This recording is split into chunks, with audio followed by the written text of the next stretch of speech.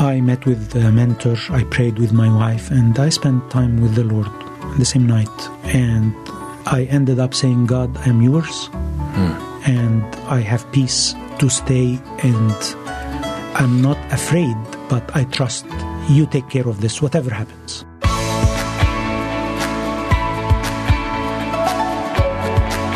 Hello and welcome to Candid, where we never settle for less than the truth. I'm your host, Dr. Jonathan Youssef. Each week we'll tackle tough issues, answer your hard questions, and take a candid look at the Christian faith. Today we have a special guest, an in-house guest here at Leading the Way. Farid Garas is the Senior Director of the Kingdom Sat. The Kingdom Sat is our 24/7 satellite channel for the Arab-speaking world, taking biblical teaching and different types of programming through satellite television and internet to the Arab-speaking population. He has become a good friend, and I am so honored to have him joining us on Candid Conversations. Farid, thank you for joining us. Thank you, Jonathan, and I would say congratulations. This is the first podcast after being Dr. Jonathan Youssef, so congratulations. That's right. It's an honor to be with you. Well, it's an honor to be with you, and you are doing some doctoral work yourself, and we can get into that a little bit later maybe. But for those who are listening, you're from Egypt. Tell us a little bit about growing up and your life story, and we can transition into how you got into broadcast ministry. Yeah, I feel I am a minority of the minority. I am an evangelical Christian in Egypt, and that was a great thing. It was a blessing. I didn't like it in the beginning, feeling that minority. I'm not like everyone else. And but it was great. My father was a scientist. He studied science, and he didn't like all the Christian religious ideas at that time, talking mainly about the traditional Coptic traditions or Christian traditions. Yeah. And he always thought that those Christians are cheesy. And he didn't like that. So his two sisters invited him to a Christian conference. Right. And he said, okay, I'll go, but after the first day, I will not like it, and I will go back home. So he tried to flee from the conference 3 times, and those good Christians would go after him, bring him back. Kicking and screaming. Yeah, so God grabbed his attention through Bible study. Right. And also because of the witness of those Christians that went after him, he discovered that those Christians are really good people. They are professionals. They are not cheesy.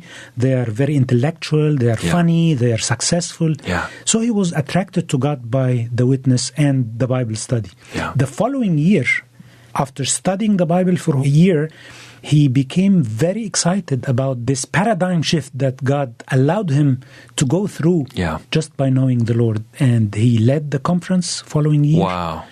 Invited 18 people from his family, young people.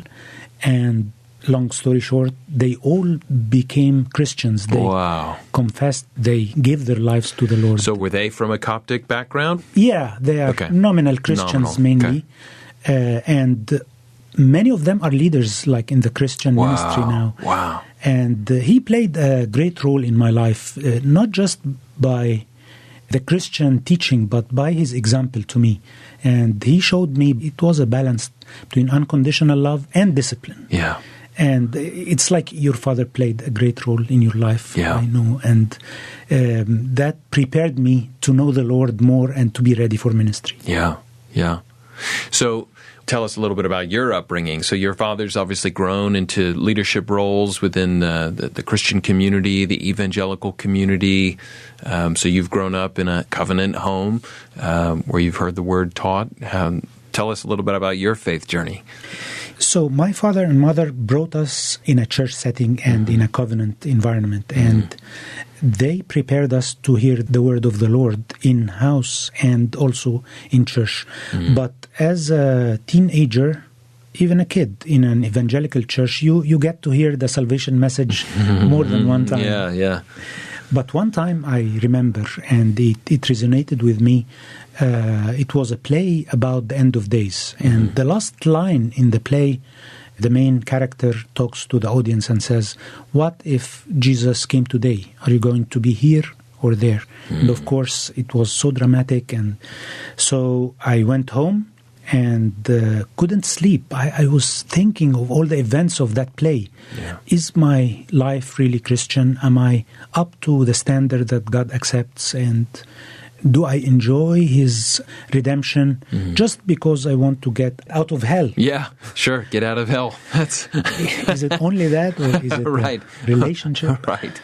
So I couldn't sleep thinking about all these things. And I had to go to the school the following day. I was so tired. So came back after school, had a nap, woke up, found I'm home alone. Nobody's home. So I thought, oh. It's happened. Yeah. This was one of the times that God not only grabbed my attention, but I think He was preparing me for how media ministry could be a tool in evangelism and in Christian life. So the impact of that performance left a mark on you that you wanted to continue to build upon that. Yes. After that, I was becoming a dedicated Christian. Okay, I need to study the Word. I need to practice all these things. And as a result for that, I was invited by the Christian religion teacher in the middle school to talk. We have those Christian classes. They separate Muslims and Christians, each group in one class. And there is a curriculum, but he would finish the curriculum and then ask me, okay, Farid, tell us, what do you think about this? Mainly, I'm the only evangelical. He wanted to know what those evangelicals say. So I would share. And then mostly it went all right, apart from one of my colleagues who was very rigid, very extreme. Yeah. And he would say all those things. Oh, you evangelicals say this. Oh, you say that. And long story, but it ended up that we became best friends. Yeah. And he gave his life to the Lord. Wow. We used to study every night together and so on. And after he became Christian, he has this leadership qualities, and he became also excited. And together we started this evangelistic drama team. Right. This drama team grew very fast because it was very effective. We wrote our own plays. We performed in churches, in youth meetings, even we started our independent Christian theater festivals. Wow. We would do 3 plays in 3 nights. Wow. And it was very well received. Most of the nights we find that we have double the number of audience. Wow. So we need to perform twice and so on. And we even came here to Atlanta in 1996. Wow. And during the Olympics to help in evangelistic campaigns for the Arabic speakers. Wow, wow. I don't know what to call it, the drama bug had been captured, and you're seeing this as a tool for evangelism, for outreach, even internationally. I think you start to recognize that this is only a small stage. Explain to us how the doors opened up to having a bigger reach and a bigger audience. Yeah, the drama bug is only a tool, as you said. Right, yeah. And in the Christian media, I have been there for many years, you would find 2 extremes. One extreme, you would find some very interesting, exciting, but shallow content. Yeah. On the other side, you can find very good, deep teaching, very sophisticated, spiritual, biblical, but sometimes boring. Okay. This is through television medium, okay. And the theater. And radio. Yeah, okay. So what was special about this team, that God showed us how He could use the good content, because the gospel is the core. Yeah. And when we started presenting the gospel in the drama tool that would communicate to people in our age, we found that it needs to be like this formula. We cannot let one play to be just popular because it's funny. Right. And we found that God is growing the work. So it started with theater. Then we started to do some radio with Trans World Radio. Right. Doing drama on radio and so on. And we went to television. In Egypt in those years, until early 90s, there's no Christian content available for public audience. Right.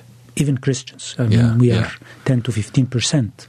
But the national television would allow a Christian mass only in Christmas, so it's like 1 hour per year. Right.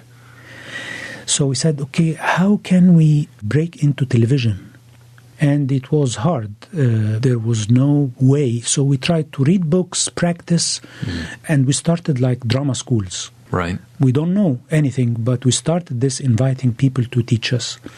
And I wanted to study more about media, like in a professional way. Yeah. So I saved money, worked for 8 years, then came here to the States. Yeah. Studied digital filmmaking school, did some internship, and then went back to Egypt, completed more studies, did the diploma in film production and directing at the American University. So your heart was always to go back to Egypt? Yes. Yeah. Yeah, it was very good over here. I studied in Hawaii, then internship in San Diego. And the goal is to do ministry. Yeah. So I went back to Egypt and completed this study, which allowed me to be part of the cinema syndicate and also to have my own production house. Wow. So it all started from just the first play that introduced me to the Lord. Yeah. And then it continued to do more. Now I have to do more work for the mainstream media and the Christian. Okay. And this production house was very successful. God gave me favor in my vendors and producers, and it went fast because mainly I learned here in America a different style than the Egyptian national television, like minimum crew, doing quality work in a different way. Right. Of course, technology and so on. And I got the hands-on experience. So I had still the main goal was to do ministry using media. Yeah. But I was able to fund the Christian work from the secular work I used to do. Mainly corporate videos, advertisements, and documentaries, and so on. So they complemented each other. And it grew like for 2003 to 2009, like for 6 years. Wow. Wow. Sort of paint a picture for us. What does it look like up to that point before there's television broadcasts, evangelistic broadcast being allowed in the country? What did sort of radio and drama team, what does that kind of penetration into the population look like? You could easily say there is none official media for Christians. Yeah.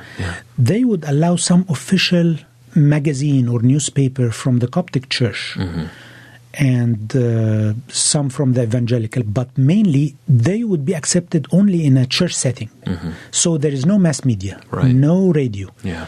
So we had a Christian radio, Transworld Radio, that was being broadcasted from south of France. Yeah. So Monaco. You could only receive it at like 10:30 p.m. to 11:30 p.m. And you have to be in an area where there's a lot of buildings and so on. It was a great blessing. Many people knew the Lord from it, but it didn't serve the mass. Those true seekers, Muslims, Christians, nominal Christians. So that was the case until 96 when Christian satellite was there as a technology. The government didn't allow it, but it was there. Yeah. So that's kind of your introduction into the television world in terms of Christianity. Yes. Yeah. It's now available. Can we break into that? After the study and this production house, I was able to share in lots of production. And before that, actually, God had prepared me with working in dubbing Christian media. Like Jesus Film, VeggieTales, Superbook, as an actor.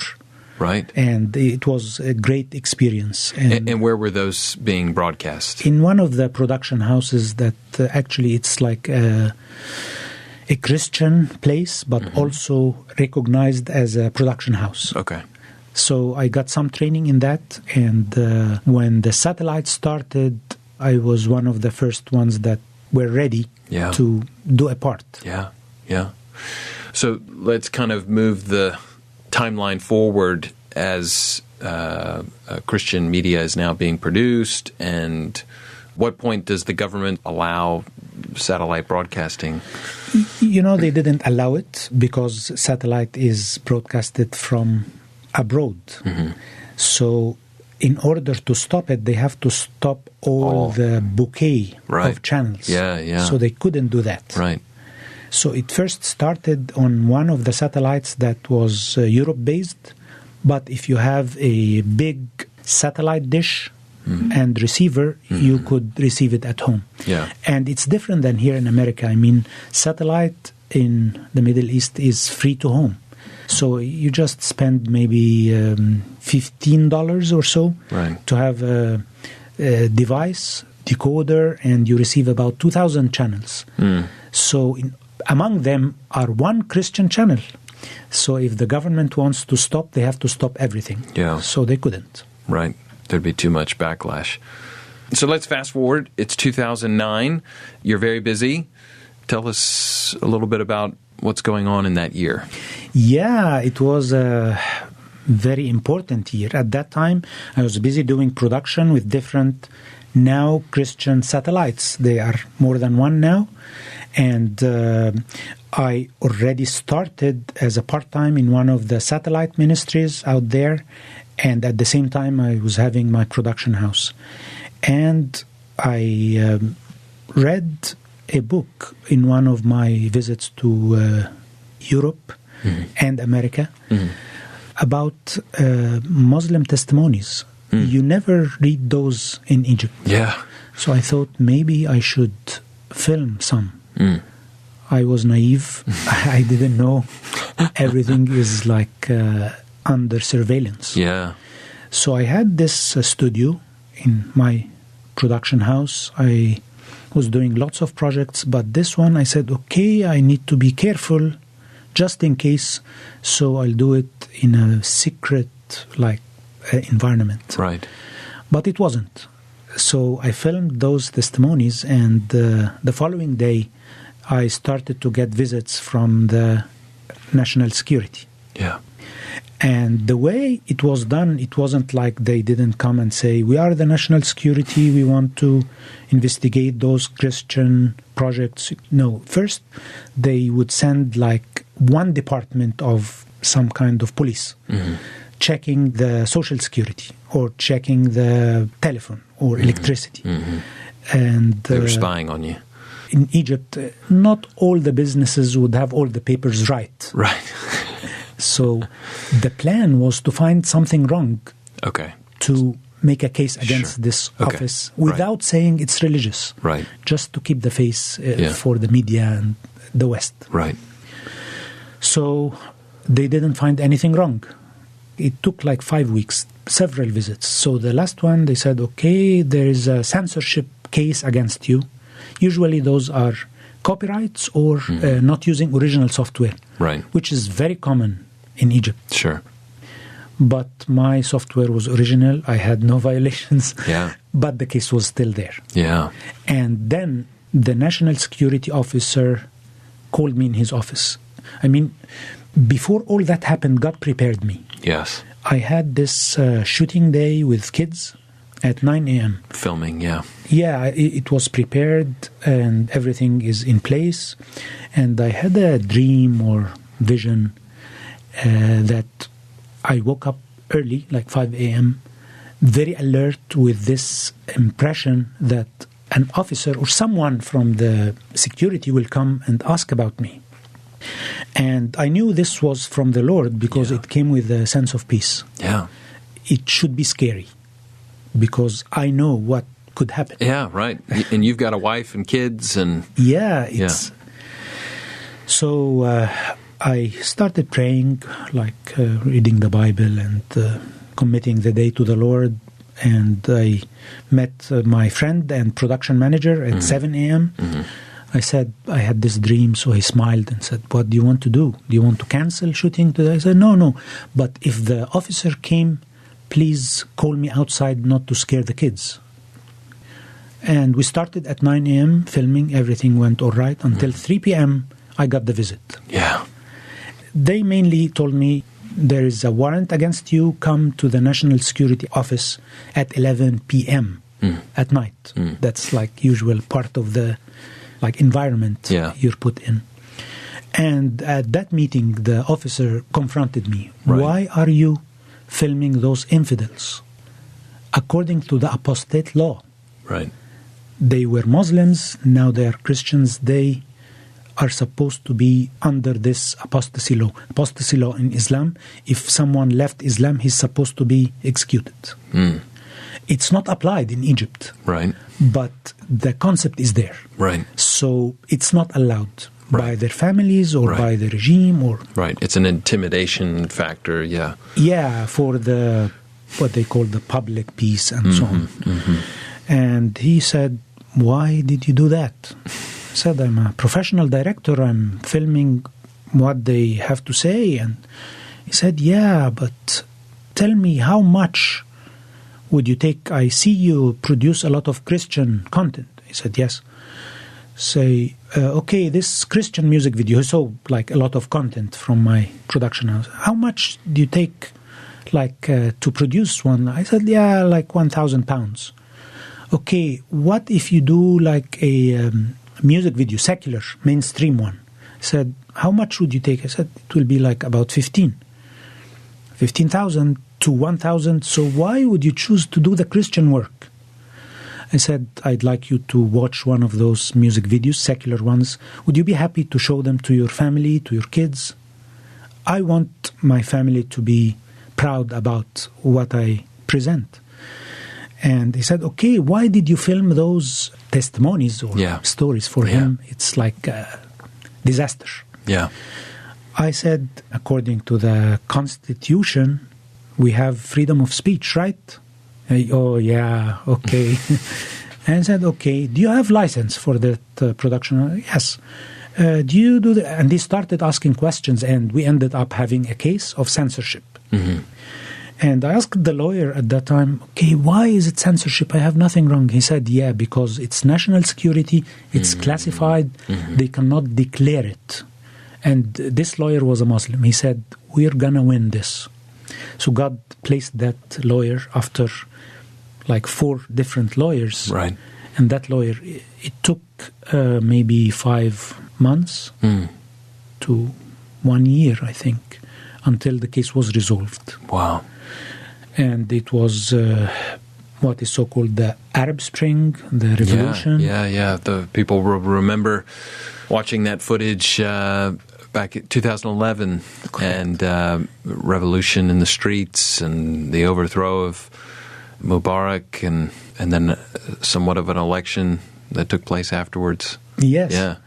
And during that time, the case was released, and actually they had confiscated 2 of my editing machines.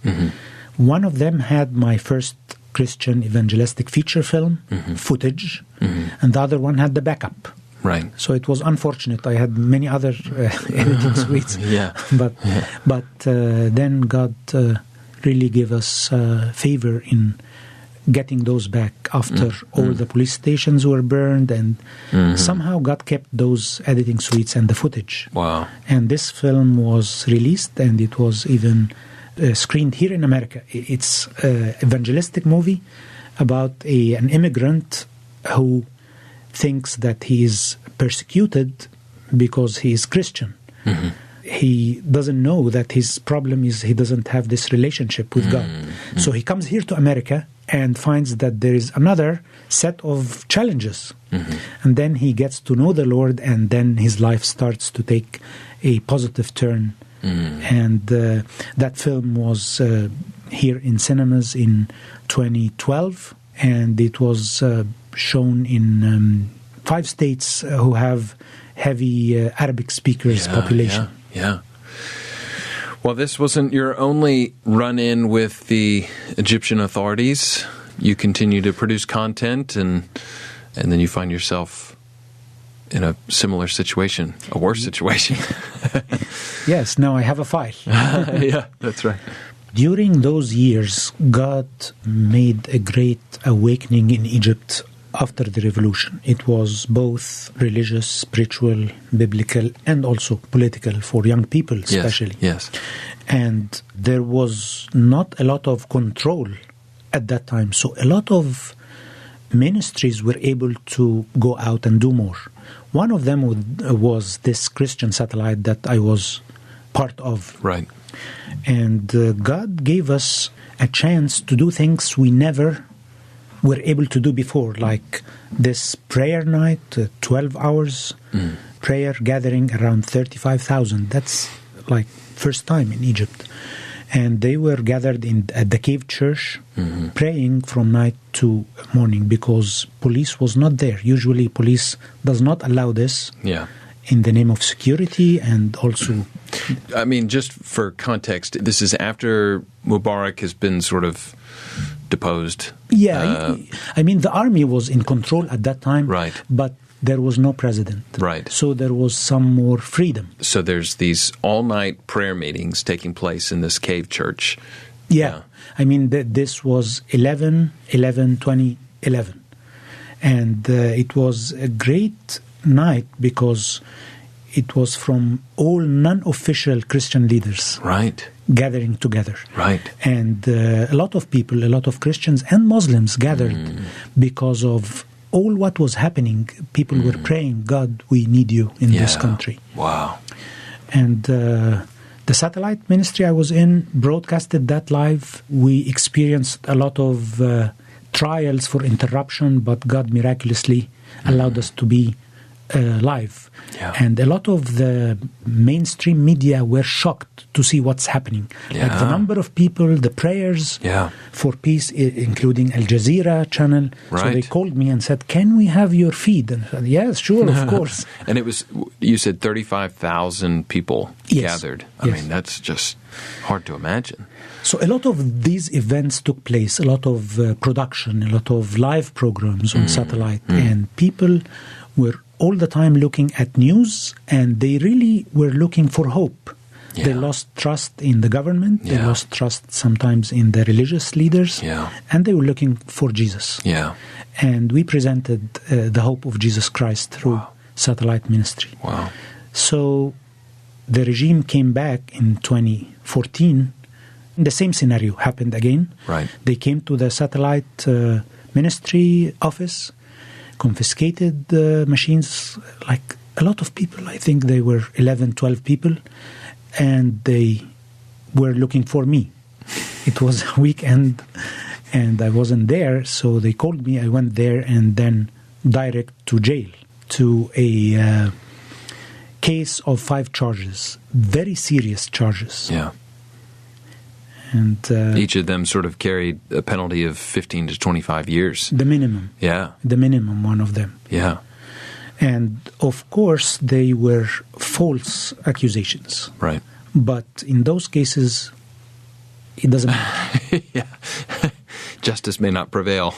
Yeah, it was serious, but the team members started praying, and actually many prayers around the world started because this time it was this Christian ministry, so it was well known. When this happened in 2009 in my office, nobody knew because it's like my private thing. Right, right. But now many people started to pray. Yeah.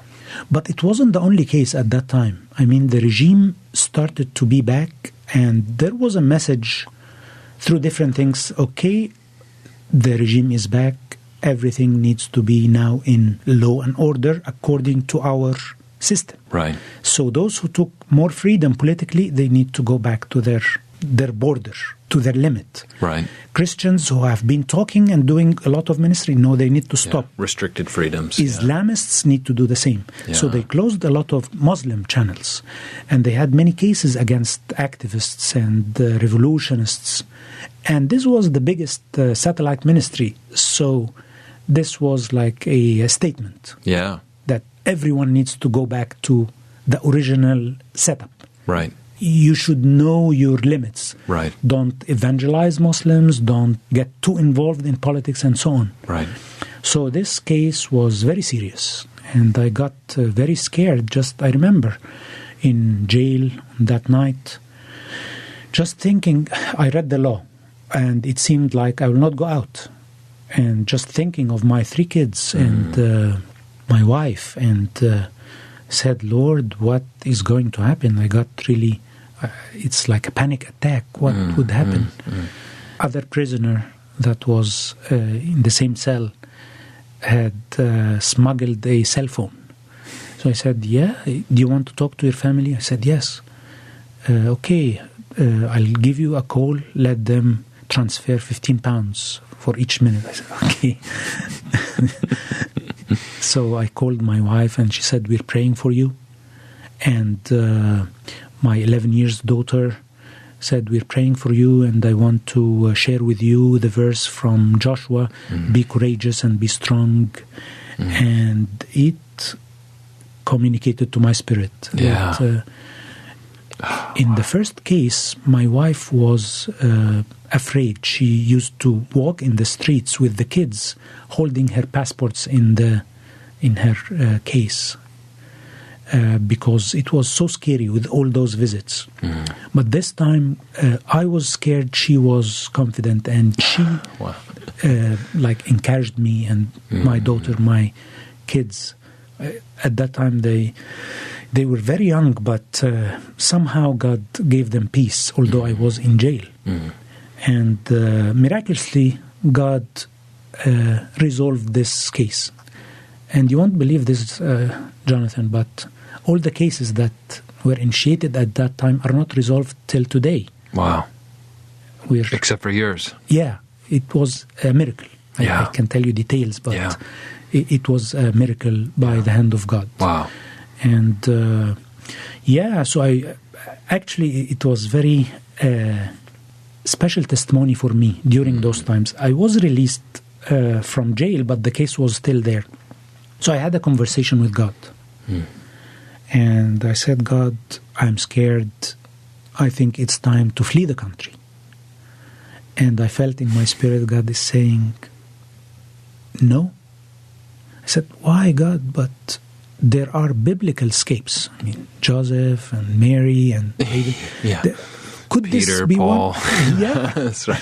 Can you let me go? How do I face those charges? There was no way this case is going to be resolved. And God asked me one question. He said, do you believe what you present on screen? Or this is like separate from your actual life? Is your faith in the thing that you stand behind as a broadcast? Yeah. Is it only for commercial? Or is it real? Do you believe I can resolve this? No matter what laws are there, no matter what situation. And I met with a mentor, I prayed with my wife, and I spent time with the Lord the same night. And I ended up saying, God, I am yours, and I have peace to stay, and I'm not afraid, but I trust you take care of this, whatever happens. And I returned the flight ticket I had bought. Actually, my wife said, when I said that, she felt I'm under a lot of pressure. She said, yeah, you can buy a ticket and we have 24 hours to return it for free. And I returned the ticket, and it took those 5 months of investigations, visiting court and all that, but it was resolved. And I spent a few more months in the same ministry, and I felt it's time to move on. And I felt, okay, I need now some time to pray and see what is next. I had confidence through prayer and through checking with my leaders that it is time for me to move on. But I stayed until God said yes, and got the blessing of the leaders and family and all that. And I became independent now, not knowing what to do, and spent some time to pray and ask God what's next.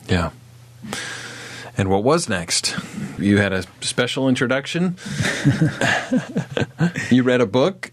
You read another book. You know, I was in a trip in 2014 while being very busy with my production house and the other satellite ministry.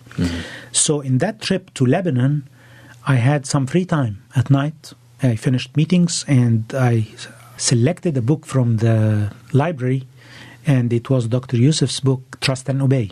Yeah. And I couldn't stop reading it until I finished it because I could resonate with him. And now I know Dr. Youssef from satellite. I know his faithfulness to the Word of God, but I don't know him as a person. Yeah. I mean, I know him as a minister, as a speaker. Yeah. So his testimony in Trust and Obey was very fascinating for me. I could visualize what he was telling in his book about his upbringing and all his stages he went through, because of course my journey was much shorter, different, but I could understand a lot of what he was saying from being there in this culture that he was brought in. Right. And I said, this book should be filmed sometime. I mean, this testimony. Right. But I have no way of doing that. And so it took 2 years. Now I am free after 2016. I now have no job. I went to Germany, where my wife's family are having ministry there, and we stayed there a few months to pray and seek God. And then I got an invitation from Joshua Youssef. Why don't you come to help us at the Kingdom Set? I said, I just moved from Egypt to Germany. I'm not sure what's coming. He said, pray about it, and maybe you can start on a contractor basis as a consultant.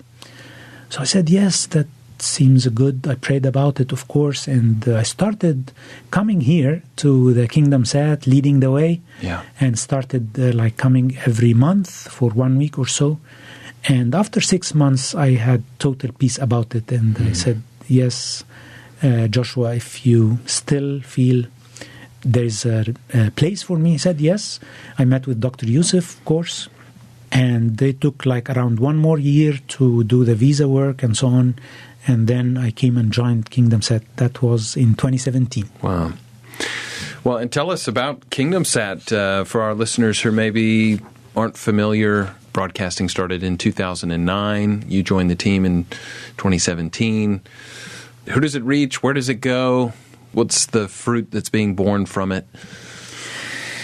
Yeah, the Kingdom Set is a vision of Dr. Youssef. God gave him the vision in 2004, and it took 5 years in the making because he wanted to have a solid biblical channel that broadcast the best of the East and the best of the West in terms of Bible teaching. Yeah. And God used Magid Atallah, my colleague, to start this. He's an engineer. He made a great foundations following the vision of Dr. Youssef, and a lot of partners who came together with Dr. Youssef to present their content on the Kingdom Set that's being translated into Arabic. This was a big part of what's being broadcasted on the Kingdom Set, along with selected Bible teachers from the Middle East as well. So it was great foundation. So I came on a great foundation in a time where social media was coming, live broadcast was being introduced more and more. Yeah. And when I joined, Joshua asked me, what proposal do you have for the Kingdom Set? What do you think? And I presented a proposal, and mainly I met with him and Dr. Youssef and said, this is what I think. And I think Kingdom Set is great channel, but it's more like a radio. I mean, if you turn the screen off and only listen, you don't lose anything. Yeah. We have a great tool. We can present visuals, we can do more.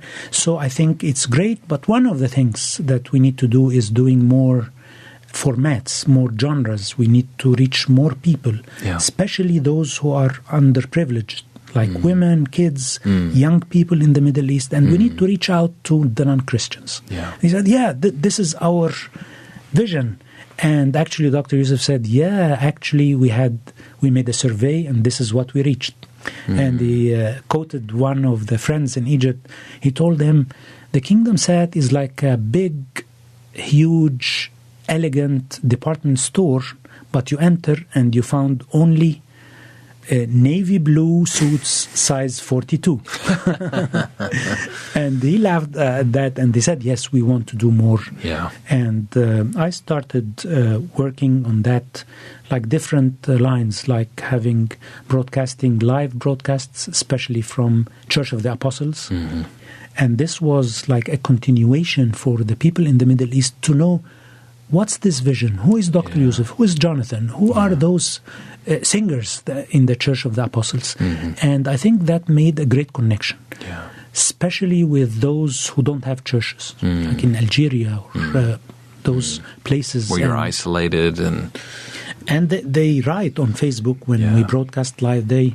For example, when you are preaching, they would say, oh, Jonathan, God bless you and bless your father, God bless the church, as if they are there in the church. And in the communion time, they would talk, we don't have a church, so we're taking communion with you now. Wow. We're praying. Yeah.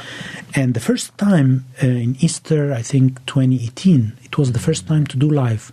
God encouraged us by 2 Arabic speakers from the Middle East give their lives to the Lord.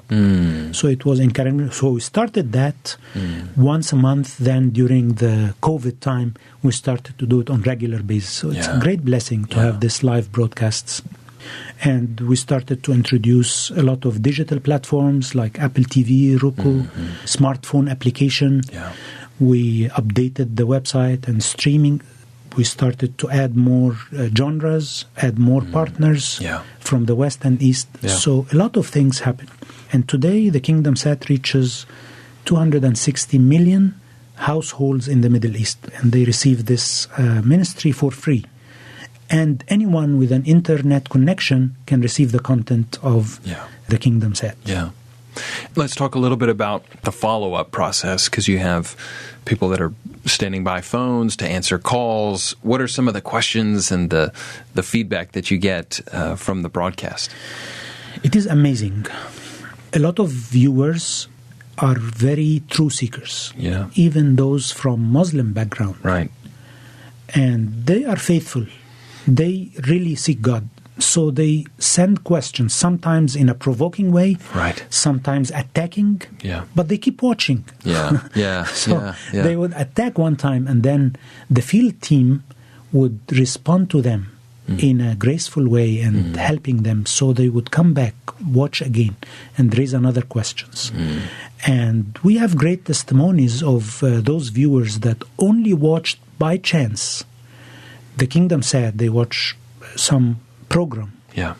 And they would keep interacting with us until they become Christians, they commit their lives to the Lord, and they get baptized.